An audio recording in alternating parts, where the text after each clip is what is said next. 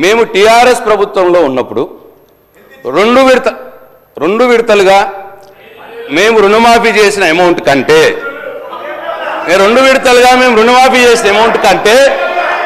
మొన్న వాళ్ళు చేసిన రుణమాఫీ అమౌంట్ తక్కువ ఉన్నది అని చెప్పి నేను ఇక్కడ మాట్లాడుతూ ఉన్నాను.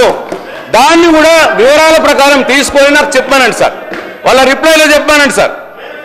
రెండు విడతలుగా పోయిన ప్రభుత్వంలో రెండు విడతలుగా రుణమాఫీ చేస్తే వారు ఒక విడతగా అమౌంట్ చెప్పి మొత్తం కావాల్సుకొని ఏదో చెప్పుకుంటా సభను తప్పుదో పట్టించే ప్రయత్నం చేసిందని నేను మీకు మనవి చేస్తా ఉన్నా సార్. అట్లనే ఇక వేరే స్కీముల గురించి ఏవేవో చెప్పురి సార్. సార్ వాళ్ళు ఇచ్చినవి చెప్తున్నారు.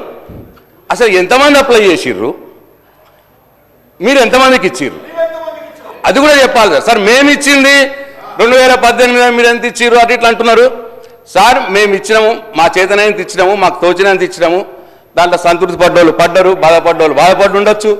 ఎలక్షన్లు అయిపోయినాయి సార్. మీరు ఎలక్షన్లప్పుడు ఏం చెప్పిండ్రు, ఇప్పుడు ఏం చేసిండ్రు అన్నదే పాయింట్ సార్. రోజు సార్ పొద్దున్నది 15 నెలలు అయింది సార్. సార్ 15 నెలలు అయింది, ఇంకా మా మీద ఏడిపోయిందుకు సార్? మీరేం చెప్పిర్రో చేసి చూపెట్టండి సార్. మీరేం చేసిండ్రు, మీరేం చెప్పిర్రో ఎలక్షన్లప్పుడు అది చేసి చూపెట్టండి. అది పాయింట్ సార్. మా మీద ఏడుపు పాయింట్ కాదు సార్. ఇంక వద్దుగా, చాలు. 15 నెలలు అయింది ఏడబట్టి, ఇంకెన్నో ఏడుస్తా సార్ మా మీద. కాబట్టి నేను మళ్ళొకసారి ఫైనాన్స్ మినిస్టర్ గారికి మనం చేస్తా ఉన్నా, నా పాల్గొండ నియోజకవర్గంలో